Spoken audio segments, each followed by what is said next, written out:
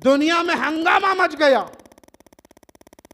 जहां तक खबर पहुंची, अमेरिका, बर्तानिया, Jakarta, German, Africa, London, Highland, Thailand, कले मुसलमान हो गया, नाम मोहम्मद अली रख लिया। दुनिया के बड़े बड़े मीडिया वाले सामने आ गए, मोहम्मद अली सबको नकारते रहे। मुझे इसका किसी को जवाब नहीं देना, मैंने क्यों कलमा पढ़ा है, मैंने क्यों कलमा पढ़ा है, बस मैंने कलमा पढ़ लिया है, मुझे किसी के सामने जवाब दे नहीं होना है।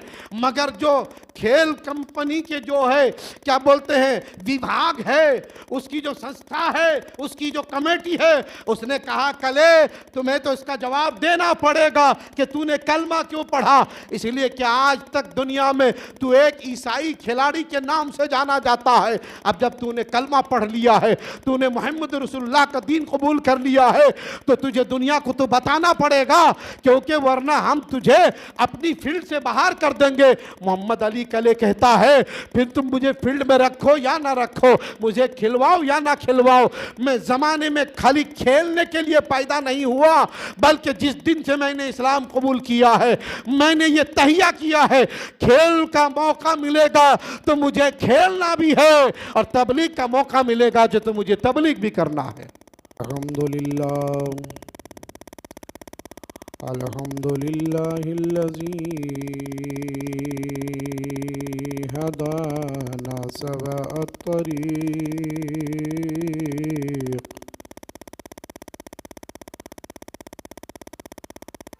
वजअलना अत-तौफ़ीक़ ख़ैर-र-रफ़ीक़।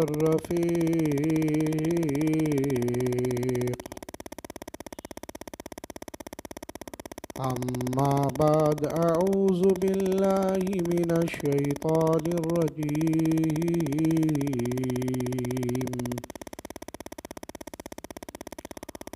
बिस्मिल्लाहिर्रहमानिर्रहीम।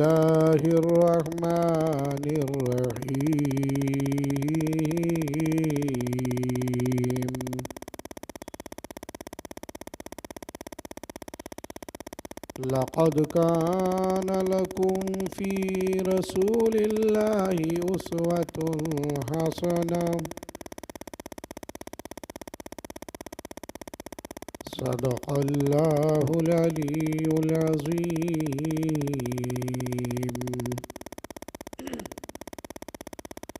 वसदक़ रसूलुहुन नबियुल अमीनुल मतीनुल मुईनुल करीम।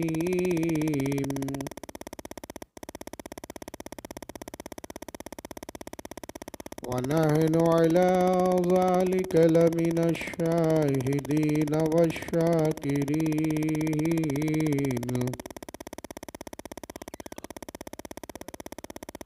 वज़्ज़ाकिरीन वस्साबिरीन वल्हम्दुलिल्लाहि रब्बिल आलमीन।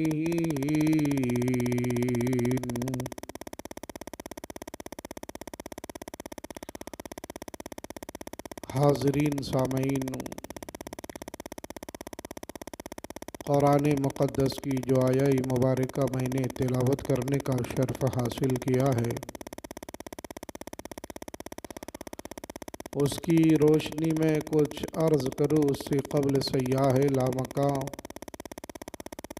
फ़ख्र दो जहाँ इमामुल अंबिया रहमतुल लिल आलमीन सैयदना सरकार जनाब मुहम्मदुर रसूलुल्लाह सल्लल्लाहु अलैहि वसल्लम की बारगाह मुक़द्दसा में हदिया दुरूद पेश करने की सादतें हासिल करें और पढ़ें। अल्लाहुम्मा सल्लि अला सय्यदना शफ़ीअना हबीबना नबीना मौलाना मुहम्मदिन बारिक वसल्लिम सलातो व सलामन अलैका या रसूल अल्लाह सल्लल्लाहु ताला अलैहि वसल्लम। हाज़रीन, जैसा कि आप जानते हैं कि रसूल आज़म सल्लल्लाहु अलैहि वसल्लम के विलादत का अज़ीमुश्शान माह मुबारक हमारे और आपके दरमियान से गुज़र रहा है। सरकार की आमद के हवाले से मैंने 2 जुमा आप हजरात के सामने कुछ गुफ्तगू करने की सआदत हासिल किया।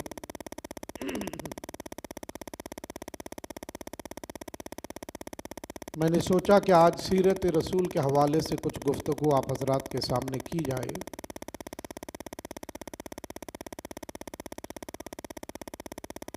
कि जिस सीरत को अल्लाह तबारक व तआला ने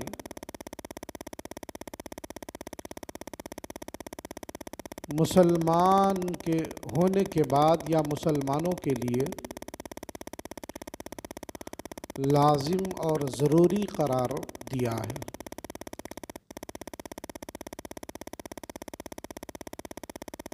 हमारे नबी सल्लल्लाहु ताला अलैहि वसल्लम की जो सीरत मुबारका है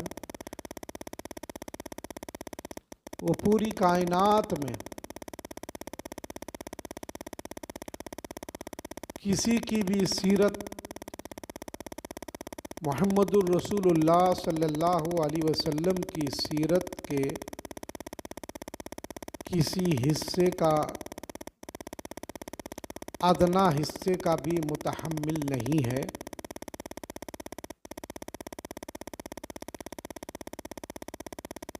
अल्लाह तबारक व तआला ने अपने नबी सल्लल्लाहु अलैहि वसल्लम की सीरत तैयबा को बहुत ही पाकीज़ा बनाया। ऐलान नबूवत के बाद तो आपके मरातिब व अज़मत का हम और आप क्या अंदाज़ा लगा सकते हैं। जैसा कि मैंने ज़िक्र किया था कि बचपन से ही अल्लाह पाक ने आपकी सीरत को तमाम दुनिया के इंसानों की सीरत से एकदम अलग थलग रखा है। ना आपके नसब होने में कोई जवाब है, ना आपकी माँ का कोई जवाब है, ना आपके बाप का कोई जवाब है, ना आपकी विलादत का कोई जवाब है, ना आपकी अंदाज़े विलादत का कोई जवाब है, ना आपके बचपने का कोई जवाब है, ना आपके जवानी का कोई जवाब है। जिस पहलू से भी सीरत रसूल सल्लल्लाहु अलैहि वसल्लम को आप देखेंगे, पूरी तारीख़ इंसानियत में मोहम्मद रसूलुल्लाह सल्लल्लाहु अलैहि वसल्लम की सीरत सबसे अनोखी, सबसे निराली और सबसे नुमाया नज़र आएगी। क्योंकि अल्लाह तबारक व तआला को अपने प्यारे हबीब सल्लल्लाहु अलैहि वसल्लम को पूरी कायनात के लिए अज़ीम रहनुमा, अज़ीम रहबर, अज़ीम पैगम्बर, अज़ीम मनसब रिसालत देकर के दुनिया में भेजना था। इसलिए अल्लाह पाक ने आपको सबसे बेहतर, सबसे बरतर, सबसे अच्छा, सबसे सच्चा, सबसे प्यारी ज़िंदगी भी अता फरमाई, प्यारी सीरत भी अल्लाह पाक ने आपको अता फरमाया।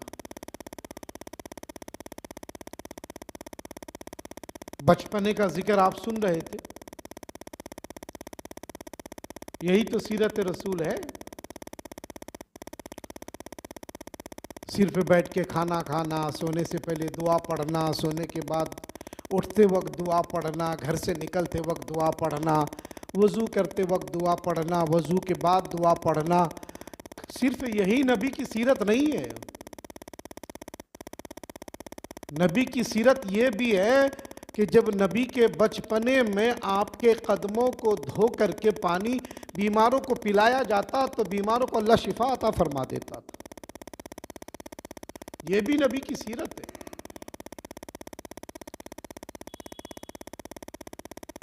पूरी दुनिया के इंसान तो इंसान, बल्कि उस दौर के जो जानवर थे, जो शहर मक्का या अतराफ मक्का या मदीना शरीफ या कबीलाए बनु साद में पाए जाते थे, या रास्ते में या सफ़र के हालात में कहीं भी कोई जानवर, ऊंट, घोड़ा, गधा, खच्चर जो भी पाया जाता था, हर एक जानवर को भी नबी की ताज़ीम करते हुए देखा गया है।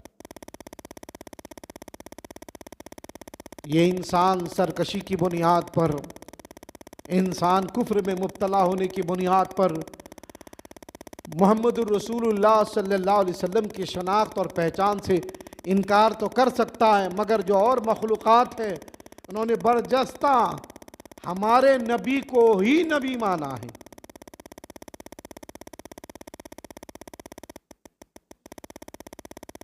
आक़ाए दो जहां सल्लल्लाहु अलैहि वसल्लम खुद ही इरशाद फरमाते हैं कि अल्लाह पाक ने मुझे पूरी कायनात का नबी बना करके भेजा है, पूरी कायनात का। अब कायनात में जो कुछ भी है, कोई माने या ना माने, मगर हमारे नबी उसके नबी हैं। ये जो आज गैर हैं, जिनको हम गैर मुस्लिम कहते हैं, ये कुछ भी अपने आप को समझे, मगर कुरान और हदीस का जब मुताला करेंगे, ये भी हमारे नबी की उम्मत में है। बस फ़र्क इतना है कि हम उम्मत इजाबत हैं, वो उम्मत दावत है। यानी कि हमने नबी को नबी तस्लीम कर लिया, उनको अभी बाकी है। अब ये कलमा पढ़ने वालों की जिम्मेदारी है कि वो उन तक ये पैगाम पहुंचाए, मगर वो हमारे नबी की उम्मत है। इसलिए अल्लाह पाक ने पूरी कायनात का नबी बनाकर मबूस फरमाया। चाँद, सूरज, आसमान, सितारे, फ़ज़ा, हवा, शेर, भालू, जंगली जानवर, उसके अलावा दाबतुल अर्द, हशरातुल अर्द, हवा में उड़ने वाले परिंदे, समंदरों में रहने वाली मछलियाँ, यहाँ तक कि जितने भी मखलूक़ात कायनात में पाए जाते हैं, सब के लिए अल्लाह पाक ने अपने नबी सल्लल्लाहु अलैहि वसल्लम को ताज नबुव्वत से सरफराज करके भेजा है। इसीलिए जहाँ जहाँ भी आपको कोई भी छोटा सा भी मखलूक पाया जाएगा, आप देखेंगे तो आपको इस बात को तस्लीम करना पड़ेगा कि इस छोटी सी मखलूक को भी अल्लाह पाक ने अपने नबी के सदक़े में पैदा फरमाया है। यह और बात है कि कुछ शयातीन, कुछ इंसान आज नहीं मानते, और नहीं मानने की वजह वो बताते हैं। अल्लाह ने कुरान के अंदर साफ उसका ऐलान फरमा दिया है कि फ़ी क़ुलूबिहिम मरज़ुन, फरमाया हाँ फ़ी क़ुलूबिहिम ख़तमल्लाहु अला क़ुलूबिहिम व अला सामिहिम व अला अब्सारिहिम, कि ये तो अल्लाह ने उनके कानों में, उनके आँखों में, उनके दिलों में मोहर मार दिया है, इसलिए वो अज़मत नबूवत को नहीं पहचान पा रहे हैं, शान नबूवत को नहीं पहचान पा रहे हैं, ज़ात नबूवत को नहीं पहचान पा रहे, वरना वो पूरी कायनात के नबी। हज़रत दाई हलीमा रज़ी अल्लाह तआला अन्हा क्या बयान करती, फरमाती हैं, जब मैं अपने प्यारे मोहम्मद सल्लल्लाहु अलैहि वसल्लम को अपने घर लेके आई ना, तो गुर्बत का ज़माना था,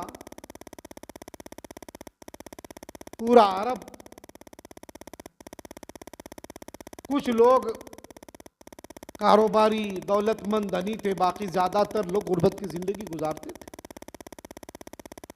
और कबीला बनी साद का तो मसला आपने सुन ही लिया कि उसकी ज़्यादातर औरतें जाती थी शहरों में, बच्चे लेकर के मजदूरी के वसूल करती थी और उसके बदले में बच्चों को दूध पिलाती थी, परवरिश करती थी। इतनी गुर्बत थी। दाइया बनती थी ताकि दूसरों के बच्चों को दूध पिलाया जाए, उसके बदले में जो भी मावेजा मिले उससे अपनी ज़िंदगी के बसर औकात किया जाए।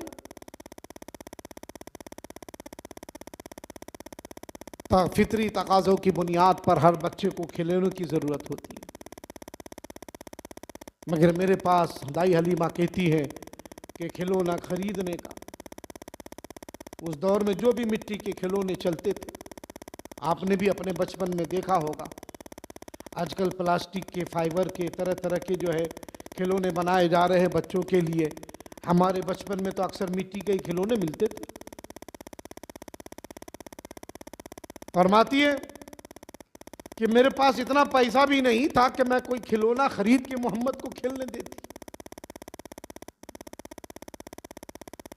मैंने एक दिन क्या देखा, रात का पहर है, सूरज डूब चुका है, रात हो चुकी है, मगर चांद आसमान पे चमक रहा है, दमक रहा है, और उसी आलम में मैं अपनी ज़रूरियात में मुलव्विस होने के लिए, लगने के लिए, ताकि रात का खाना बना सकूं, उसको तैयार कर सकूं, मैंने अपने प्यारे मोहम्मद सल्लल्लाहु अलैहि वसल्लम को गहवारे में, झूले में सुला करके जो है आंगन में रख करके मैं अपने काम में मसरूफ़ हो गई। मैं थोड़ी देर के बाद जब मैं काम से फारिग होकर बाहर निकली तो मेरी हैरत की इंतहा ना रही। मैंने क्या देखा कि आसमान का चांद इधर से उधर हो रहा है, कभी इधर जा रहा है, कभी उधर जा रहा है। अचानक कायनात का एक अजीब मंजर मैंने देखा। दाई हलीमा कहती है मैं तो बचपन से जो है अपनी ज़िंदगी गुजारती आ रही, मैंने ही तो ये मंजर कभी नहीं देखा। चांद को अपनी मियाद के मुताबिक, अपनी तवारीख के मुताबिक निकलते देखा है, बढ़ते देखा है, कम होते देखा है, डूबते देखा है, सब कुछ करते हुए देखा है, मगर चांद को कभी मैंने इधर से उधर होते नहीं देखा। आज मैं बड़ी हैरत में पड़ गई, सोच में पड़ गई कि कहीं ज़माने का निज़ाम दरम बड़म तो नहीं होने वाला है, कहीं क़यामत तो बर्पा नहीं होने वाली है, कहीं ज़माने के हालात तो नहीं बिगड़ने वाले हैं। अगर ऐसा होता तो इस दौर के काहिन कुछ तो इत्तला देते, इस दौर के राहिब कुछ तो लोगों के सामने पैगामात देते, क्योंकि जो पुरानी किताबें पढ़ते उन किताबों के उलूम के ज़रिए से वह हालात जो पेश नज़र आने वाले हैं उसके बारे में कुछ खुशखबरी या जो है बुरी खबर दे दिया करते थे, मगर इसके बारे में तो किसी काहिन ने नहीं बताया, किसी राहिब ने नहीं बताया कि एक रात ऐसी भी आएगी कि चांद कभी इधर जाएगा, कभी उधर जाएगा। मैं हैरानी के आलम में, परेशानी के आलम में इस फिक्र में लाहिक हो गई कि कहीं इस वजह से मेरे इस नन्हे मोहम्मद को कोई नुकसान ना पहुँच जाए। मैं भागी भागी झूले के पास पहुंची तो मैं क्या देखती हूं कि चांद जो इधर उधर हो रहा है वो अपनी मर्जी से नहीं, बल्कि झूले में मोहम्मद जिधर उंगली कर रहा है चांद उधर होता हुआ नजर आ रहा है।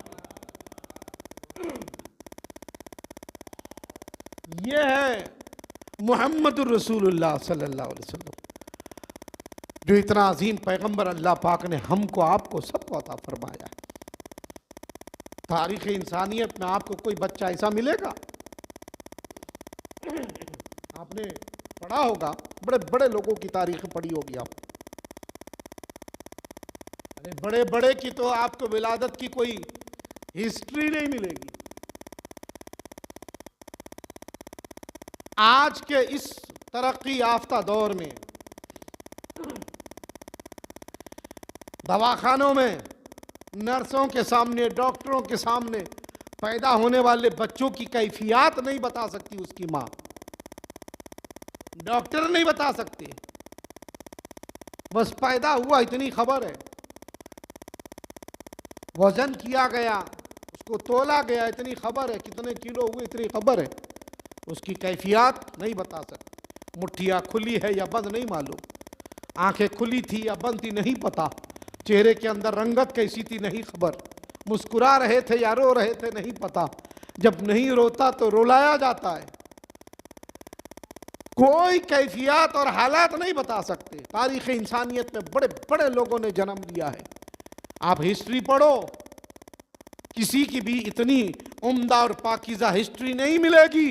ये तन्हा मोहम्मद रसूलुल्लाह सल्लल्लाहु अलैहि वसल्लम की ज़ात है कि जिनकी हर एक अदा को अल्लाह पाक ज़हन इंसानी के अंदर जो है महफूज फरमा रहा है, इसलिए कि एक ज़माना ऐसा आएगा कि जब मेरा प्यारा महबूब ऐलान नबूवत करेगा तो ज़माना ये पूछेगा कि 40 साल के बाद नबूवत का दावा करने वाले तेरा बचपना तो बता कि जब तू पैदा हुआ था तो कैसे पैदा हुआ था, जब तू पैदा हुआ था तो रो रहा था कि मुस्कुरा मुस्कुरा रहा था। जब तू पैदा हुआ था तेरे हाथ की मुट्ठियां बंद थी या खुली थी। जब तू पैदा हुआ था तू चित लेटा था या मुंह के बल लेटा था। जब तू पैदा हुआ था तेरे घर में अंधेरा था या रोशनी थी। जब तू पैदा हुआ था तेरे दरवाजे पे फरिश्ते सलाम पढ़ रहे थे या शयातीन का जमगट्ठा लगा हुआ था। जब तू पैदा हुआ था तेरी जिंदगी का लम्हा लम्हा जब दुनिया पूछेगी ऐलान नबूवत के बाद। इसलिए अल्लाह पाक ने इंसानी जहनों में मोहम्मद रसूलुल्लाह की जिंदगी को महफूज करा दिया ताकि जो लोग ऐलान नबूवत के बाद नबी से ये पूछे कि तू अपनी जिंदगी बता तो मोहम्मद रसूलुल्लाह बता सके कि मैं तेरे बेटे की तरह बेटा बन के नहीं आया बल्कि मैं तो आमना का बेटा बन के आया हूं। जिस दिन मैं पैदा हुआ अंधेरे में अल्लाह पाक ने नूर की रोशनी अता फरमा के दुनिया इंसानियत को बताया अब मोहम्मद आ गया है, हर अंधेरा मिटने वाला है, हर जुल्म दूर होने वाला है। इसीलिए अल्लाह तबारक व तआला ने सीरत के हर पहलू को इंसानी जहनों में महफूज करा दिया। वरना और लोगों की सीरत को आप देखें नहीं बता सकते उनके बचपने की कैफियत क्या है। वो करते करते वो बन गया, वो करते करते ये बन गया, ऐसा करते करते ये बन गया। मगर हमारे नबी सल्लल्लाहु अलैहि वसल्लम ये करते करते ये नहीं बने बल्कि अल्लाह पाक ने सब कुछ बना करके दुनिया में मबूस फरमाया है, सब कुछ दे करके मबूस फरमाया है। सीरत रसूल का कोई भी पहलू का आप जायजा लेंगे, कोई भी पहलू तारीख इंसानियत में कोई ऐसा तुमको इंसान नहीं मिलेगा, हो ही नहीं सकता। अपने तो अपने अगियार की आप तारीख पढ़ोगे तो आपको समझ में आएगा। अगियार पढ़ो, आपने सुना होगा, गालिबन इससे कबल भी मैंने बयान किया था कि एक दौर गुजरा है 1960 के बाद, पिछली सदी में एक शख्स गुजरा है जिसका नाम मोहम्मद अली कले है। आप जानते हैं, जो लोगों ने थोड़ी सी भी हिस्ट्री पढ़ी होगी, अखबारात पढ़े होंगे, टीवियों में इस खबरें देखी होंगी, उससे पहले उनको पता होगा कि वो एक ईसाई मजहब का मानने वाला सिर्फ कले था, कले।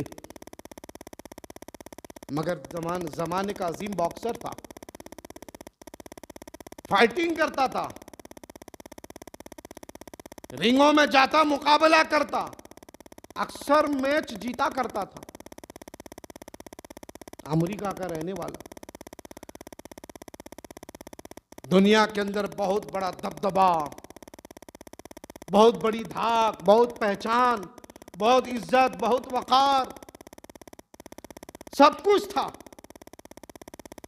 मगर खुद ही कहता है कि एक मर्तबा एक रेस्टोरेंट में, एक होटल में मैं पहुंचा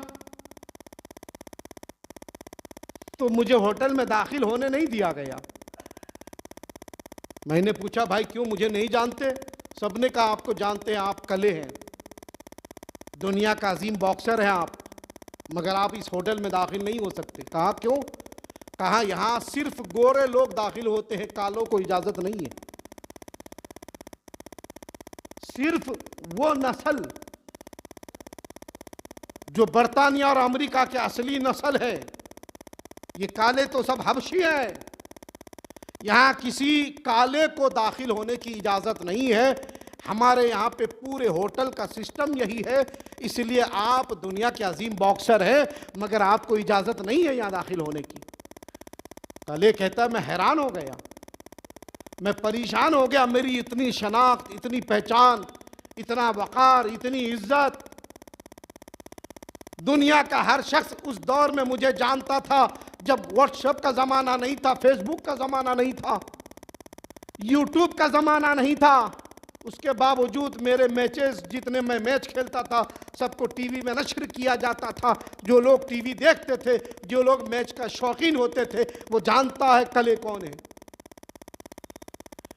मगर उसके बावजूद मेरे वक़ार को मजरू किया गया, मेरी इज्जत को तार तार की गई, मेरे आबरू को पामाल किया गया। मैं सोच फिक्र में डूब गया कि मैंने इतना बड़ा मकाम हासिल करके क्या पाया है, कि मुझे आज गोरों के होटल में दाखिल होने से मना कर दिया गया। मैं गुस्से से तमतमाता हुआ वापस आया और आने के बाद मेरा एक दोस्त था मुसलमान जिसका नाम जा मोहम्मद था। मैं उससे मुलाकात किया और मैंने कहा, जा मोहम्मद, आज मेरे साथ ये मसला दरपेश हुआ कि वहाँ गोरों को दाखिला है, कालों को दाखिला नहीं है। जा मोहम्मद, मुझे बता, हम ईसाई हैं जबकि वो भी ईसाई है, होटल वाला ईसाई है, वहाँ पे कार्यकर्ता जितने सब ईसाई हैं, जितने वहाँ पे जो है काम करने वाले हैं सब ईसाई है, मैं भी मज़हब का ईसाई हूँ, मगर रंग की बुनियाद पर, रंगत की बुनियाद पर मुझे होटल में दाखिला नहीं दिया गया। जा मोहम्मद, ज़रा ये तो बता, क्या तेरे इस्लाम में भी ये तमीज़ किया जाता है कि काला यहाँ आए, गोरा वहाँ जाए, अमीर यहाँ बैठे, गरीब वहाँ बैठे, छोटा यहाँ रहे, बड़ा उधर रहे, ऐसा होता है? तो जा मोहम्मद ने कहा, कले भाई, ऐसा इस्लाम में नहीं है। इसलिए कि जब इस्लाम की तारीख़ आप पढ़ोगे तो आपको पता चल जाएगा कि मुहम्मदुर रसूलुल्लाह सल्लल्लाहु अलैहि वसल्लम के मानने वालों को खुद मोहम्मद ने ये कानून अता फरमाया है। इसलिए कि मुसलमान जब नमाज में खड़े होते हैं, नमाज जो सबसे अजीम इबादत है, ना इबादत में इबादत है, नमाज जो सबसे अहम है, नमाज जो अहमुल फराइज है, नमाज जिसके ज़रिए बंदा सबसे ज़्यादा खुदा के करीब होता है, नमाज जिसके ज़रिए मोहम्मद रसूलुल्लाह की आंखों को ठंडक मिलती है, नमाज जिसके ज़रिए एक आम बंदा मार्फत खुदाबंदी हासिल करता है, नमाज जिसके ज़रिए बंदे के गुनाह मिटा दिए जाते हैं, नमाज जिसके ज़रिए एक बंदे को जो है अल्लाह तबारक व तआला इज़्ज़त की ज़िंदगी अता फरमाता है। उस अजीम इबादत को देख ले जो इस्लाम में सबसे बड़ी इबादत है। उस इबादत में भी आपको इसकी तमीज़ नहीं मिलेगी कि गोरा कहाँ खड़ा होगा, काला कहाँ खड़ा होगा, अमीर कहाँ खड़ा होगा, गरीब कहाँ खड़ा होगा, बल्कि तुम तारीख़ इस्लाम का मुताला करोगे तो पता चलेगा कि एक ही सफ़ में खड़े हो गए महमूद अयाज, ना कोई बंदा है ना कोई बंदा नवाज।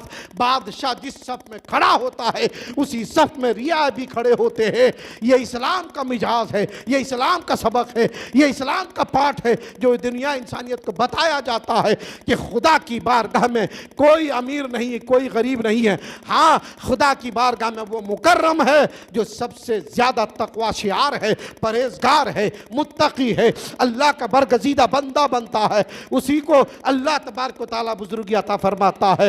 रंग नहीं देखा जाता, नसब नहीं देखा जाता, ख़ानदान नहीं देखा जाता, कबीला नहीं देखा जाता, बिरादरी नहीं देखा जाता, गांव नहीं देखा जाता, इलाका नहीं देखा जाता, यहाँ तो गुलामी रसूल देखा जाता है। काला है तो छत पे चढ़ा दिया जाता है और दुनिया को बताया जाता है, ए इस्लाम के मानने वालों, खुदा की बारगाह में रंग नहीं देखा जाता, मुस्तफ़ा की मोहब्बत देखी जाती है।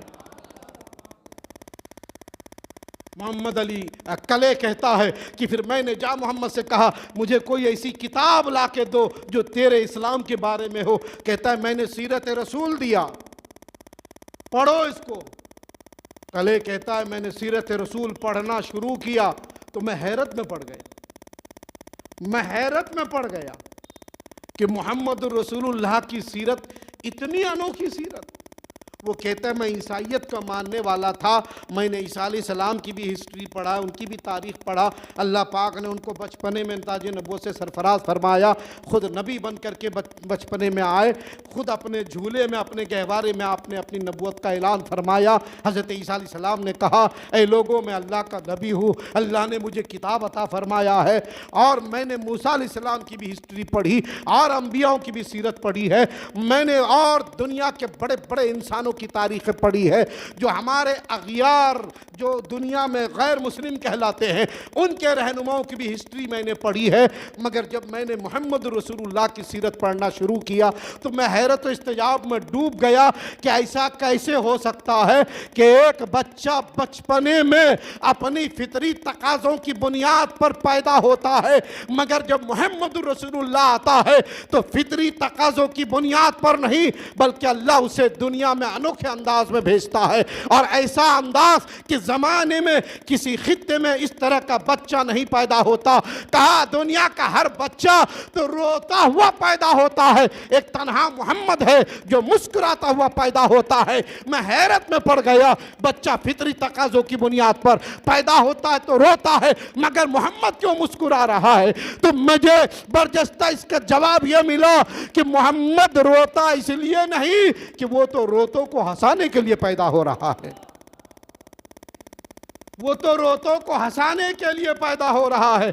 अगर वो खुद रोएगा तो दुनिया का हर रोने वाला बच्चा ये कहेगा कि पैदा होने में मोहम्मद और हम तो दोनों बराबर है, हम भी पैदा होकर रोए थे, मोहम्मद भी पैदा होकर रोए थे। अरे ताजे नबूवत मिलने के बाद वो अजीम हो सकता है, कुरान के नुज़ूल के बाद वो बरतर व बाला हो सकता है, ऐलान नबूवत के बाद अल्लाह ने उसको बुजुर्गी दी होगी, मगर पैदा होने में मोहम्मद और हम दोनों बराबर है। अल्लाह पाक ने इतना सा बराबरी भी गवारा नहीं फरमाया, इसलिए फरमाया ए दुनिया वालों, जब तू जाएगा तो रोता हुआ जाएगा, और जब मेरा मोहम्मद जाएगा तो मुस्कुराता हुआ जाएगा। कले कहता है मैं जब मोहम्मद रसूलुल्लाह की सीरत का मुताला शुरू किया तो मैं हैरत में पड़ गया। बच्चा पैदा होता है, फितरी तकाज़ों की बुनियाद पर रोता है, मगर ये तन्हा मोहम्मद है जो मुस्कुराता हुआ पैदा हो। किसी मौरिख ने नहीं लिखा, ईसाई मौरिख ने भी नहीं लिखा, यहूदी मौरिख ने भी नहीं लिखा कि मोहम्मद ने रोया था, किसी ने भी नहीं लिखा। उम्मुल फजल की भी रिवायत नहीं है, सोएबा की रिवायत भी नहीं है, खुद आमिना की भी रिवायत नहीं है। किसी भी उस दौर की जो खातून थी मोहम्मद रसूलुल्लाह सल्लल्लाहु अलैहि वसल्लम की विलादत के वक्त, किसी भी खातून के कोई रिवायत ही नहीं मिलती कि मोहम्मद रोते हुए पैदा हुए। कले कहता है फिर मैं सीरत रसूल का मुताला और शुरू किया तो मैं हैरत इस्तिजाब में डूबता चला गया, मैं हैरान हो गया, मैं परेशान हो गया। मुताला करते करते आगे बढ़ता हूँ तो मेरा दिल कुशादा होता चला जाता है। अल्लाह अल्लाह, ऐसा इंसान तो दुनिया में कोई पैदा नहीं हुआ। अब तक हम ईसाइयत को मानते थे, हमने मूसा की हिस्ट्री पढ़ी है, दीगर अम्बियाओं की सीरत पढ़ी है, सुलेमान अलैहिस्सलाम की ज़िंदगी का मैंने पढ़ा है, और दुनिया के बड़े बड़े जो है जिसको लोग अपना रहनुमा मानते हैं, जिसको अपना भगवान मानते, मैंने उनकी भी सीरत पढ़ी है। मगर मोहम्मद सल्लल्लाहु अलैहि वसल्लम की सीरत पढ़ने के बाद मुझे बेहद जो है बिल्कुल क्या बोलते हैं, एक तरह का मजहबी एतबार से सदमा पहुंचा कि अब तक जिस मजहब को मैं मानते आया हूँ यकीनन वो एक नबी का दीन है, मगर जो मोहम्मद रसूलुल्लाह की सीरत बता रही है, इससे पता ये चलता है कि सारे अदियान पर सबसे ज़्यादा फौकियत और अजमत और बरतरी जो अल्लाह ने अता फरमाई है वो दीन मोहम्मदी को अता फरमाई है। इसलिए सब छोड़ के मोहम्मद का दीन कबूल कर लेना चाहिए। इसलिए मैंने कदम आगे बढ़ाया और नबी की सीरत को और पढ़ना शुरू किया कि यहीं तक महदूद नहीं रहना चाहिए, मैं अब नबी की सीरत को और पढ़ूं। तो मैं हैरत में पड़ गया कि जब मैंने हलीमा के घर मोहम्मद रसूलुल्लाह को देखा, हलीमा के घर मोहम्मद की ज़िंदगी को देखा, तो मैं हैरत में पड़ गया। एक दिन मैंने पढ़ते पढ़ते क्या पढ़ा कि दाई हलीमा रज़ी अल्लाह ताला अन्हा के घर से मोहम्मद रसूलुल्लाह अपनी अब छोटी उम्र में माँ से कहते हैं, अम्मी जान मैं भी बाजी के साथ, बहन के साथ जाना चाहता हूँ बकरियां चराने के लिए, मैं भी जाना चाहता हूँ, मैं भी जाना चाहता हूँ, छोटी सी उम्र है। अल्लाह अल्लाह, उलमाओं ने लिखा है कि जो है बकरियाँ चराने के लिए जाना चाहता हूँ, अलायाज़ बिल्ला सदबार माज़ा अल्लाह। मैं आपको ये बता दूँ, ये जो आज हमारे खुद कलमा पढ़ने वाले मोहम्मद रसूलुल्लाह को माज़ा अल्लाह चरवाहे लिखते हैं, उलमाओं ने इस हवाले से मना फरमाया है। यकीनन हमारे नबी ने बकरियाँ चराई है, मगर वो आपकी शान है, आपने पसंद फरमाया, मगर मोहम्मद रसूलुल्लाह को कभी चरवाह लफ्ज़ इस्तेमाल नहीं कर सकते, इसीलिए कि चरवाह आम बकरी चराने वालों के लिए बोला जाता है। और कुरान ने साफ ऐलान फरमाया है कि वो जुमले जो तुम आम इंसानों के लिए कभी हिकारत की नज़र से, कभी कमज़ोरी की नज़र से, कभी मजबूरी की नज़र से बोलते हो, वो जुमले शान मोहम्मद में कभी इस्तेमाल नहीं फरमाना। इसलिए मेरे आका को कभी बकरियों का चरवाहा नहीं कहना। हाँ, आका ने बकरियां चराई है, यह उनकी मर्जी है, यह उनका पसंदीदा अमल था, आपने किया, आपका दिल चाहा आपने किया, मगर हम अपने तरफ से कभी अपने आका को बकरियों का चरवाहा नहीं कह सकते, यह इस्लाम में मना है। इसीलिए मैं बाद में आपको यह बात बताता, पहले ही बता दिया ताकि आप अपने जहन को साफ कर ले कि हमारे नबी बकरी चराए हैं तो उनको भी चरवाहा कहा जा सकता है, हरगिज नहीं। तो मैं बता रहा था कि दाई हलीमा की बकरियां चराने के लिए हमारे आका सल्लल्लाहु अलैहि वसल्लम अपने घर से निकले हैं। दाई हलीमा के घर से सारी बकरियां जिसको रेवड़ बना करके एक क्या बोलते लकड़ी के घर में रखी जाती थी, सारी बकरियां, वो सारी बकरियां निकाल के बाहर कर दी गई। अल्लाह अल्लाह।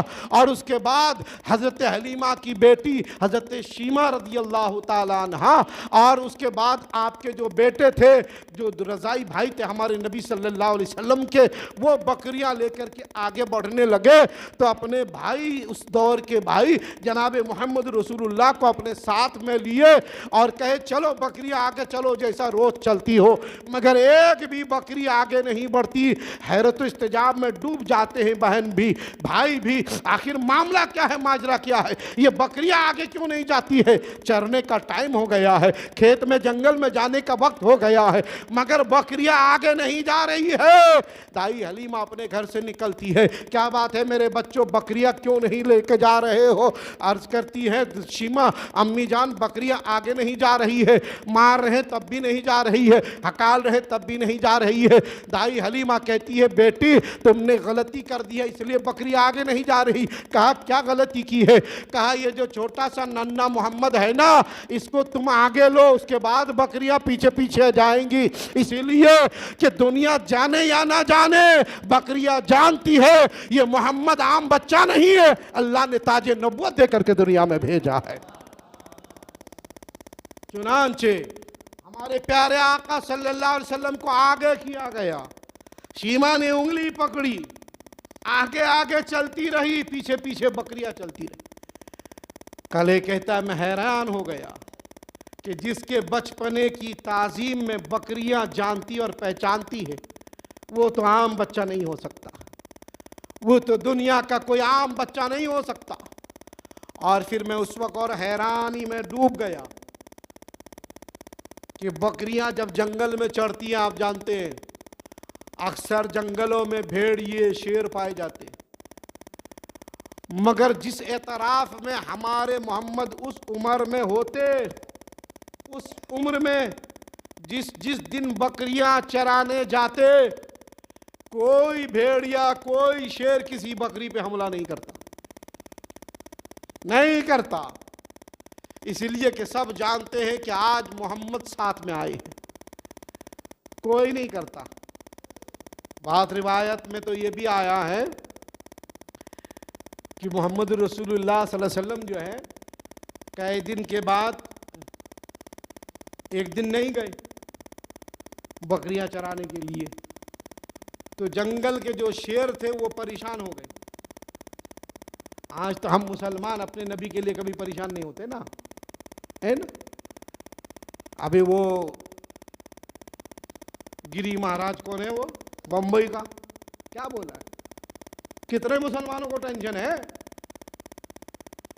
कितने मुसलमानों ने इसके ऊपर एक्शन लिया, कितने मुसलमानों ने इसके खिलाफ ट्वीट किया, कितने मुसलमानों ने उसके खिलाफ मैसेज किया ना। वो एक इम्तियाज जलील ने रैली निकाली बम्बई के अंदर, कहीं कहीं एहतजाज हुए, कहीं कहीं जो है क्या बोलते हैं कागजात पेश किए गए कलेक्टर के पास, बस बात खत्म हो गई। मगर उस दौर के जानवरों ने टेंशन ले लिया, जंगली जानवरों ने। आज बकरियों के साथ मोहम्मद नहीं दिख रहे, दीदार के लिए बेचैन, बेकरार, परेशान। सारे जानवरों ने मशवरा किया आज नहीं आए तो कल आएंगे, कल भी नहीं आए, अब दूसरे दिन भी नहीं आए तो जानवरों ने आपस में बातें की कल आएंगे, फिर दीदार कर लेंगे। तीसरे दिन भी नहीं आए, चौथे दिन जानवरों ने प्लान बनाया, अब मोहम्मद नहीं आ रहे हैं, मगर उनको देखने के लिए दिल मुस्तरिब है, बेचैन है, बेकरार है। जंगल के जानवर उस नन्हे मोहम्मद को देखने के लिए परेशान है, बेचैन और बेकरार हैं। जानवरों को खत लिखने की सलाहियत नहीं कि खत लिख देता हलीमा के नाम, मोबाइल का दौर नहीं था कि मैसेज भेज देता, ट्वीट का कोई सिस्टम नहीं था, फेसबुक व्हाट्सएप का जमाना नहीं था। मोहम्मद को पैगाम पहुंचे तो कैसे? आपस में मशवरा किया, कल इंतजार करेंगे, अगर मोहम्मद नहीं आते हैं तो हलीमा की बकरी पकड़ लेंगे। देखो अल्लाह कैसे सलाहियत देता है, हलीमा की बकरी पकड़ लेंगे, और जब हलीमा की बकरी पकड़ेंगे तो जाहिरी बात है कि छुड़ाने के लिए मोहम्मद आएगा तो दीदार कर लेंगे। जानवरों का प्लान देखो, अल्लाह पाक ने ऐसी सलाहियत दी जानवरों को, हलीमा की बकरी उठा के ले गए शेर। इस सिलसिले में उलमाओं ने बहुत सारी रिवायतें लिखी हैं, शायरों ने बहुत सारे अशार पढ़े। जब बकरी पकड़ के ले गए तो हलीमा का जो दूसरा बेटा था अब्दुल्ला भागा भागा आया, माँ हमारी बकरी शेर उठा के ले गया। हलीमा दाई फरमाती है शेर उठा के ले गए, आज तक तो हमारे जानवरों पे कभी शेर ने हमला नहीं किया, आज क्या बात है। उलमाओं ने लिखा है दाई हलीमा घर से निकली, अचानक याद आ गया कि जा रही हूँ मगर छोटा सा मोहम्मद घर में अकेला है, इसे भी गोद में उठा लेती हूँ। गोद में उठा के चल पड़ी, जंगल पहुँची, ले जाके एक ऊंचे पत्थर पे बिठा दी, और बिठाने के बाद जंगल के इधर उधर घूमने लगी, देखने लगी कि कहीं शेरों ने बकरी को कहीं फाड़ तो नहीं दिया, कहीं काट के खा तो नहीं लिया। मगर जब हलीमा जंगल के एक कोने में पहुंची तो देख के हैरान हो गई कि शेरों ने बकरी के कान पकड़ रखे मुंह से और उसको बिठा रखा है। तो दाई हलीमा ने दूर से आवाज दे के कहा, ऐ शेरों मेरी बकरी छोड़ दो। कुदरत ने शेरों को ज़बान हाल अता फरमाई। शेरों ने कहा हलीमा बकरी छोड़ेंगे, ये तो बता कि तेरे साथ मोहम्मद भी आया कि नहीं। हलीमा कहती है मेरे साथ मोहम्मद आया कि नहीं, मतलब क्या है? कहती है तेरी बकरी हमने इसलिए नहीं पकड़ा कि इसे खाएं, इसे फाड़े, बल्कि तेरी बकरी को तो हमने इसलिए पकड़ा है कि कई दिन से मोहम्मद आए नहीं, हम दीदार किए कर नहीं सके, इसलिए आज बकरियां पकड़ के लाए हैं ताकि छुड़ाने के लिए मोहम्मद आए तो हम मोहम्मद का दीदार कर ले। इसीलिए अगर मोहम्मद आए हैं तो बताओ। हलीमा कहती है मैं मोहम्मद को साथ लाई हूँ, चलो देखना है तो देख लो। एक छोटी सी पहाड़ के टुकड़े पे मोहम्मद को बिठा दिया गया, शेर आके देखते हैं, मोहम्मद का दीदार करते हैं, हलीमा की बकरी छोड़ देते हैं। इस मंजर को कले मुताला करता है तो हैरत इस्तेजाब में डूब के कहता है अब तो दिल बेचैन हो रहा है कि मोहम्मद का कलमा पढ़ लिया जाए। अब तो दिल बेकरार हो रहा है कि मोहम्मद का कलमा पढ़ लिया जाए। इसीलिए कि मोहम्मद की सीरत को अल्लाह पाक ने ऐसी अनोखी बनाया है कि तारीख़ इंसानियत में अल्लाह ने किसी को ऐसी सीरत अता नहीं फरमाया। और जब हमारे आका बड़े हुए, उम्र बढ़ती गई तो अज़मतें भी बढ़ती गई, किरदार अमल भी बढ़ता गया, अंदाज़े गुफ्तगू भी बढ़ गई, लोगों के दरमियान आपका उठना बैठना, मिलना जुलना, ये मामलात बढ़े। और आप जानते हैं कि जब आप 6 साल की उम्र शरीफ हुई तो आपकी वालदा का इंतकाल हो गया। बहुत लंबी दास्तान है, सुना चुका हूँ मैं आपको। फिर उसके बाद आपके दादा की परवरिश में आए, उसके बाद फिर आपके दादा का इंतकाल हो गया तो अबू तालिब के किफालत में आए। इस सिलसिले में मैंने पिछले जुमा आपको बताया था कि अबू तालिब मुस्तफ़ा के कफील नहीं थे, बल्कि अबू तालिब कहते हैं मुस्तफ़ा खुद हमारे कफील हैं। हम मुस्तफ़ा को नहीं खिलाते, बल्कि मुस्तफ़ा के सदक़े में अल्लाह हमको रोज़ी अता फरमाता है। इसकी रिवायत मैंने पिछले जुमा आपको सुनाया। शहर मक्का में कहत पड़ा, इतना बड़ा कहत कि जानवर भूखे मरने लगे, इंसानों को खाने के लाले पड़ गए, परेशान हो गए सब लोग। तो सब लोगों ने अबू तालिब के पास, क्योंकि आप काबा के मुतवल्ली थे, अब्दुल मुतल्लिब के गुजरने के बाद जनाब अबी तालिब, हाशमी घराना, आला ख़ानदान, चाहे जमजम का साकी, यानी कि चाहे जमजम का पानी निकाल के पिलाना इन्हीं की जिम्मेदारी थी उस दौर के ज़ायरीन काबा को। तो सब ने कहा आप तो हाशमी घराने के हैं, चल कर के दुआ क्यों नहीं करते कि अल्लाह बारिश कर दे। उस दौर के लोग भी अल्लाह को मानते थे और जितने माबूदाने बातिल रखे हुए थे सबको उसका वसीला मानते थे, अवतार मानते थे, काबे का मालिक खुदा को मानते थे। सब ने कहा चलो अब्दुल मुत्तलिब, चलो अबू तालिब दुआ करो। काबे के पास चल के सब दुआ करें। मक्का के सारे कबाइल जमा हो गए, बड़े बड़े रऊसा, बड़े बड़े उमरा। उस जमाने में किसी बच्चे को काबे में दाखिल होने की इजाज़त नहीं होती थी, इसलिए कि उस दौर में भी काबा मोहतरम माना जाता था, काबा को मुकर्रम माना जाता था, काबा की अजमत व बुलंदी अगियार भी जानते थे, इसलिए वो लोग काबे का तवाफ करते थे। चुनांचे किसी बच्चे को दाखिले की इजाज़त नहीं थी।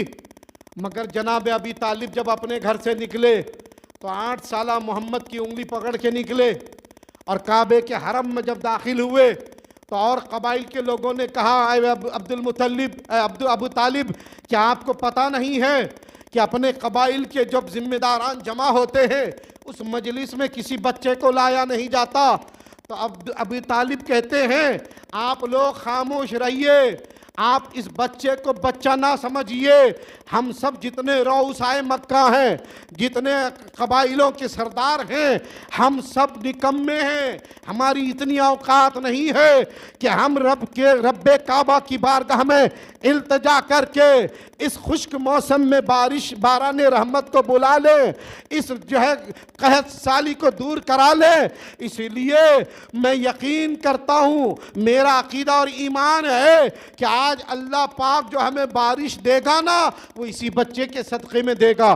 कहा वो तुमको कैसे मालूम? कहा मुझे इसलिए मालूम है कि जब ये बच्चा मेरे दस्तरखान पे होता है तो मेरा पूरा घर पेट भर के खाना खा लेता है।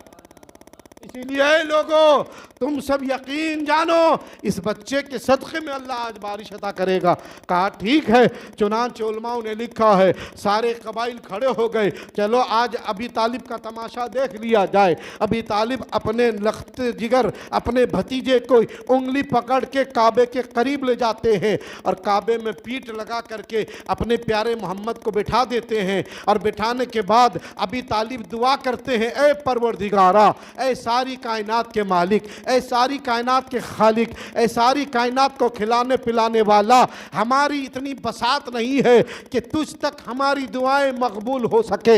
हमारे आमाल इतने पाकीज़ा नहीं है कि जिसके सदक़े में तू हम पर अब्र बारा का जो है नुज़ूल फरमाए। मगर ए मालिक, हमने तेरे सामने इस नन्हे मोहम्मद को पेश किया है, अगर ये तेरी बारगाह में प्यारा है तो हम तुझसे दुआ करते हैं इसके सदक़े में बारिश फरमा दे। ज़माने वाले ने लिखा है कि अभी तालिब जो है मोहम्मद रसूलुल्लाह को काबे की दीवार से हटाया भी नहीं था कि चारों तरफ घंघोर बादल छा गया और मक्के में झमाझम बारिश होने लगी। मक्के के सारे कबाइल हैरत इस्तेजाब में डूब गए। अभी तालिब तुमने कौन सी दुआ की थी? क्या लात का हवाला दिया, उज़्ज़ा का हवाला दिया, हुबुल का हवाला दिया, मनात का हवाला दिया, या किसी कबायली भगवान का सदका तुमने अपने माबूद हकीकी की बारगाह में पेश किया? तो अबी तालिब ने कहा, अरे नहीं नहीं, मैंने तो अपने भतीजे मोहम्मद को काबे की दीवार से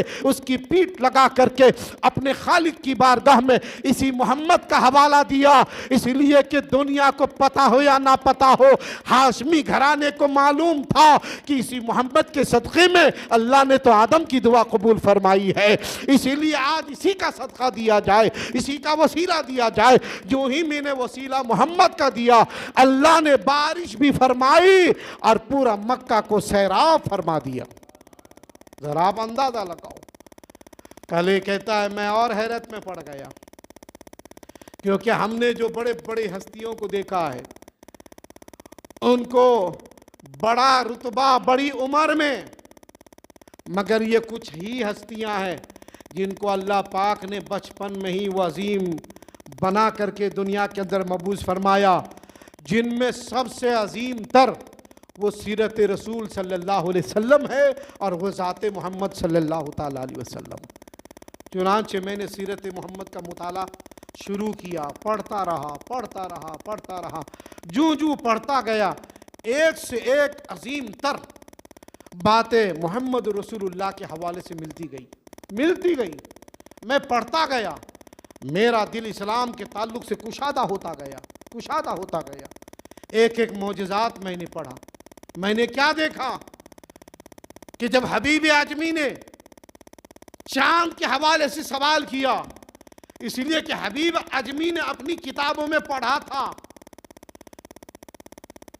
कि जो नबी होगा दुनिया की हर चीज उसके ताबे होगी। जादूगर तो जादू से दुनिया की किसी चीज को कुछ से कुछ बना देगा। आपने देखा होगा, बहुत सारे सांप का खेला दिखाने वाले आते, मदारी आते हैं, आपने देखा होगा कि वो कागज को नोट बना देता है, नोट को पैसा बना देता है, पैसे को क्या से क्या बना देता है, इंसान को आदमी बना देता है, जानवर को घोड़ा बना देता है। आपने देखा होगा। इस तरह से बहुत सारे मदारी ये जादूगर कर सकते हैं, मगर हर जादूगर की जादूगरी दुनिया के सामानों तक, चीजों तक महदूद होती,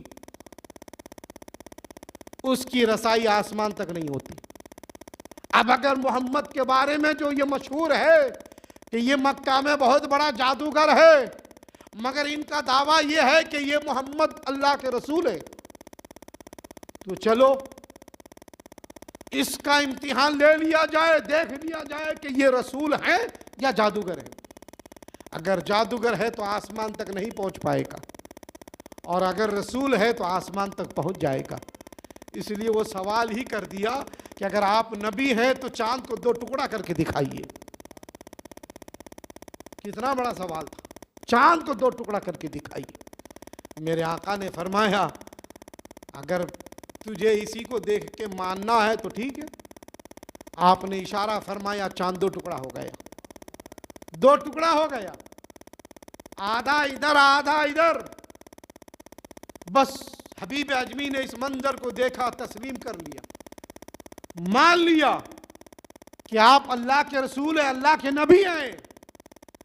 तो कले कहता है कि अगर दुनिया में कितना भी महान जादूगर होता, कितना भी शोभदाबाज होता, कितना भी सिफली वाला होता, कितना भी बड़ा से बड़ा जादूगर होता, वो दुनिया के सामानों तक रसाई तो हासिल कर सकता है, मगर आसमान की बुलंदी पर नहीं पहुंच सकता। तो इसलिए मेरे दिल ने तस्लीम कर लिया कि अब मोहम्मद का कलमा पढ़ लिया जाए। फिर मैंने अपनी वो किताब बंद किया, अपने दिल को पाक किया, और उसके बाद अपने रूह को साफ किया, और उसके बाद मैंने अपने दोस्त जा मोहम्मद को बुलाया और कहा, मेरा दोस्त, मैं तेरे मज़हब को कबूल करना चाहता हूँ और मुझे ला इलाहा इल्लल्लाह मोहम्मद रसूलुल्लाह कलमा पढ़ाकर मुसलमान बना दी। कले मोहम्मद अली कले बन जाता है, दुनिया में हंगामा मच गया। जहां तक खबर पहुंची, अमेरिका, बरतानिया, Jakarta, German, Africa, London, Highland, Thailand, कले मुसलमान हो गया। नाम मोहम्मद अली रख लिया, दुनिया के बड़े बड़े मीडिया वाले सामने आ गए, मोहम्मद अली सबको नकारते रहे। मुझे इसका किसी को जवाब नहीं देना, मैंने क्यों कलमा पढ़ा है, मैंने क्यों कलमा पढ़ा है, बस मैंने कलमा पढ़ लिया है, मुझे किसी के सामने जवाब दे नहीं होना है। मगर जो खेल कंपनी के जो है क्या बोलते हैं विभाग है, उसकी जो संस्था है, उसकी जो कमेटी है, उसने कहा कले तुम्हें तो इसका जवाब देना पड़ेगा कि तूने कलमा क्यों पढ़ा। इसलिए कि आज तक दुनिया में तू एक ईसाई खिलाड़ी के नाम से जाना जाता है। अब जब तूने कलमा पढ़ लिया है, तूने मोहम्मद रसूलुल्लाह का दीन कबूल कर लिया है, तो तुझे दुनिया को तो बताना पड़ेगा, क्योंकि वरना हम तुझे अपनी फील्ड से बाहर कर देंगे। मोहम्मद अली कले कहता है फिर तुम मुझे फील्ड में रखो या ना रखो, मुझे खिलवाओ या ना खिलवाओ, मैं जमाने में खाली खेलने के लिए पैदा नहीं हुआ, बल्कि जिस दिन से मैंने इस्लाम कबूल किया है मैंने ये तहिया किया है खेल का मौका मिलेगा तो मुझे खेलना भी है, और तबलीग का मौका मिलेगा जो तो मुझे तबलीग भी करना है। इसलिए मुझे इसकी परवाह नहीं है। मगर फिर भी लोगों ने कहा कले कमेटी के सामने तुझे पेश होना पड़ेगा। कमेटी के सामने पेश हुआ, लोगों ने कहा कले ज़रा ये तो बता तूने कलमा क्यों पढ़ा, किसी मुसलमान कंट्री ने तुझे दौलत की लालच दी है, किसी ने बेहतरीन बीवी से शादी कराने का वादा किया है, किसी ने ज़मीन जायदाद देने की तुझे लालच दी है, किसी ने तुम्हारे लिए कहीं बादशाहत का इंतखाब कर दिया है कि तू कलमा पढ़ ले, दुनिया का इतना अजीम बॉक्सर है, तू कलमा पढ़ लेगा तो ये धन, ये दौलत, ये सरमाया, ये जाहो हशमत, ये हुकूमत, ये ताजदारी तुझे मिल जाएगी। आखिर तुझे किस चीज़ ने मजबूर किया? किसी ने मारने की धमकी दी है, किसी ने मर्डर करने की धमकी दी है, किसी ने तुझे निस्त नाबूद करने की धमकी दी है, किसी ने मिटाने की धमकी दी है। कले कहता है नादानो ऐसे सवालात मत करो, किसी के अंदर ये मजाल नहीं है कि मुझे दौलत से खरीदे, कोई जाहो हुकूमत से मुझे जो है लालच दे, कोई मर्डर की मुझे धमकी दे, कोई तीर कमान खंजर बंदूक लेके मेरे सामने खड़ा होकर के मुझे कुर्बान नहीं किया है, मुझे तो मोहम्मद रसूलुल्लाह के किरदार ने कुर्बान कर दिया है। कहा वो कैसे? कहा मैंने और भी लोगों को पढ़ा है, कहीं ना कहीं कमी पाया है, मगर जब मोहम्मद को पढ़ा है तो उनकी जिंदगी का बचपन से लेकर जवानी तक और इंतकाल तक बेमिसाल पाया है। और जब मैंने आगे पढ़ा है तो फिर जब कयामत का मंजर आएगा वहां मोहम्मद का झंडा पूरे मैदान महशर में लहरता देखा है। इसीलिए मेरे दिल ने कहा कि अगर दुनिया में आबाद रह के कामयाब होना है तो तुझे मोहम्मद रसूलुल्लाह का कलमा पढ़ना है। चुनांचे मैंने मोहम्मद रसूलुल्लाह का कलमा, मोहम्मद की सीरत पढ़ के मैंने जो है इस्लाम कबूल किया है। ऐसे नहीं किया है, मुझे किसी ने दबाव में नहीं पढ़ाया है, किसी ने लालच दे के नहीं पढ़ाया है, मैंने तो सीरत मोहम्मद देख करके कलमा पढ़ा है। मेरे रसूल की सीरत ही इतनी प्यारी है। अल्लाह ने फरमाया मुसलमानों से लक़द काना लकुम फ़ी रसूलिल्लाहि उस्वतुन हसना, ये रसूल की सीरत तुम्हारे लिए बेहतरीन नमूना अमल है। तुम रसूल की ज़िंदगी का जो भी पहलू अपनाओगे अल्लाह तुम्हें कामयाबी अता फरमाएगा। मगर आज हमारे माशरे से रसूल की सीरत गायब है, दूर दूर तक नजर नहीं आता है ना। आप देख लें, कहीं भी देख लें रसूल की सीरत, रसूल क्या है, रसूल का किरदार अमल क्या है, रसूलुल्लाह की तरीक़ा ज़िंदगी क्या है, रसूलुल्लाह का खान पान कैसा था, रसूलुल्लाह का उठना बैठना कैसा था, रसूलुल्लाह का सोना जागना कैसा था, रसूलुल्लाह की तबलीग कैसी थी, रसूलुल्लाह की दीन से मोहब्बत कैसी थी, रसूलुल्लाह के लिए के दिल में अल्लाह तबारक व तआला से प्यार कितना था, रसूलुल्लाह अपनी उम्मत के बारे में क्या सोच फिक्र रखते थे, रसूलुल्लाह दुनिया में किस तरह से अपने आप को पहचानवा रहे थे, बता रहे थे। ये सब कुछ हमारी ज़िंदगी से दूर दूर तक नज़र नहीं आ रहा है। हमने कोई भी किरदार सिर्फ एक कलमा के सिवा, वो भी कुछ लोगों को, ज़्यादातर लोगों को तो कलमा ही नहीं आता है।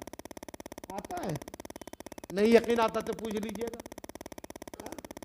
नहीं यकीन आता तो पूछ लीजिएगा। अभी कल ही मैं एक ये दिख रहा था यूट्यूब में, वो साबिर पिया कलियर शरीफ में दरगाह में एक बाबा बैठे हैं, इतने बड़े बड़े बाल हैं, इतने बड़े बड़े बाल है बाबा के, टोपी बहुत बड़ी लगाया है, लाल कपड़े पहन के बैठा है, चेहरे पे दाढ़ी फूल है, इतना मोटा माला डाला है। एक मीडिया वाला जाता है, उससे पूछता है बाबा आप कितने साल से यहाँ रहते हैं? बोलता बेटा मैं तो बस मस्त कलंदर आदमी हूँ, 6 साल से साबिर पिया की बारगाह में हूँ। तो वो कहता है जरा कलमा सुनाओ। तो बाबा कलमा नहीं सुना पाता है, नहीं सुना पाता है बाबा कलमा। बोलता है कलमा सुनाइए। तो वो कलमा सुनाता है। क्या सुनाता है? कलमा क्या है? ला इलाहा इल्लल्लाह मुहम्मदुर रसूलुल्लाह, ये है कलमा।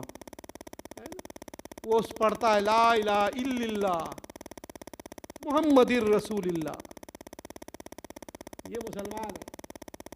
ला इलाहा इल्लल्लाह मुहम्मदुर रसूलुल्लाह, वो पढ़ता है ला इलाहा इल्लल्लाह मुहम्मदुर रसूलुल्लाह।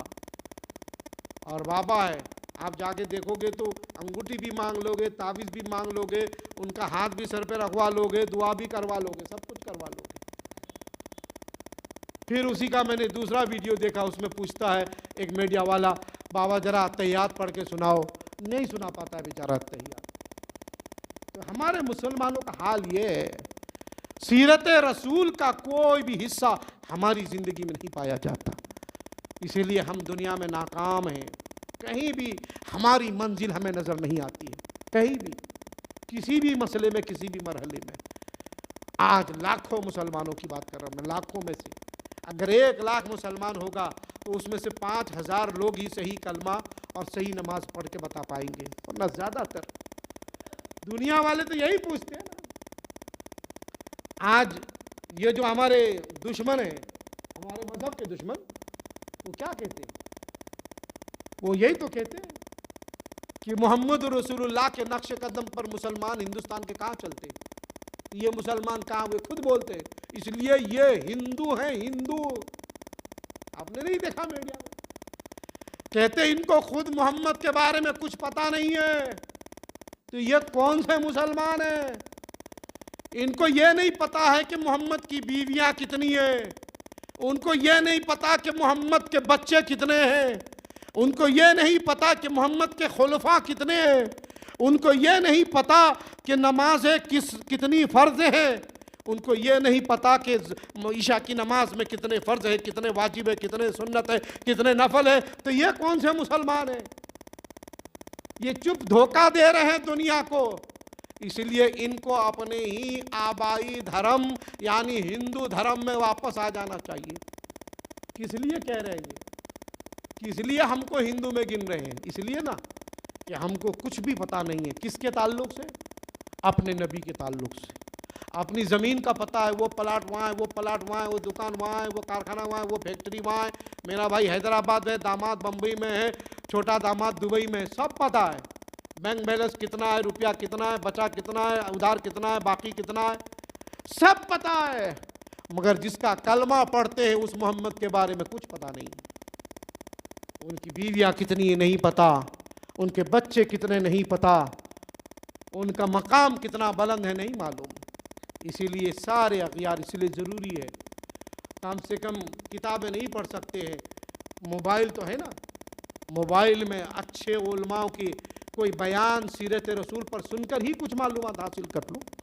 जो लोग पढ़ना जानते हो पढ़ के ही हासिल कर लो, वरना आपसे अगर सवाल किया जाए और आप अपने ही नबी के बारे में नहीं बता सके, कितनी अजीब बात है, कितनी ताज्जुब की बात है। तारीख उठा करके देखो, करोड़ों करोड़ों लोग सिर्फ सीरत रसूल पढ़कर मुसलमान हो गए। सीरत रसूल पढ़कर, देखा नहीं, खाली पढ़ के मुसलमान हो गए। इसलिए हम मुसलमानों, हमारी जिम्मेदारी ये है कि हम सीरत रसूल को पढ़ें, समझें, अपने बच्चों को पढ़ाएं, सिखाएं। ये चीज़ें स्कूलों में नहीं बताया जाता, मदरसों में बताया जाता है, उलमा बताते हैं, मस्जिदों में बताई जाती है, मदरसों में पढ़ाए जाते हैं। इसीलिए अपने आप को उससे जोड़ें, स्कूल भी पढ़ें, ज़रूरी है, मना नहीं करता, मगर पहले जिस नबी का कलमा पढ़ते हैं उसका तो बन जाएं। जब उसका बन जाएंगे तो सारा ज़माना आपका होगा। अल्लाह की बारगाह में दुआ है, मौला हम तमाम मुसलमानों को सीरत रसूल सल्लल्लाहु अलैहि वसल्लम पढ़ने, उसको आज़माने, क्या बोलते हैं, अपनाने की तौफीक अता फरमाए, सच्चा पक्का मोमिन मुसलमान बनाए। अस्तगफिरुल्लाह रब्बी मिन कुल्लि ज़ंबि व अतूबु अलैह।